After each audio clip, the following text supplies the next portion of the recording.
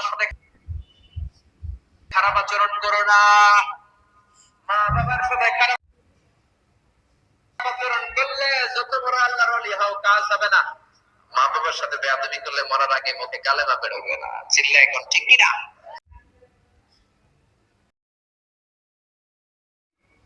এগুলো তুমি আমারও শোনাচ্ছ কেন?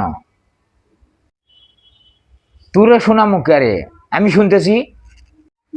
আমি কি তোমার সাথে এমন ব্যবহার করি?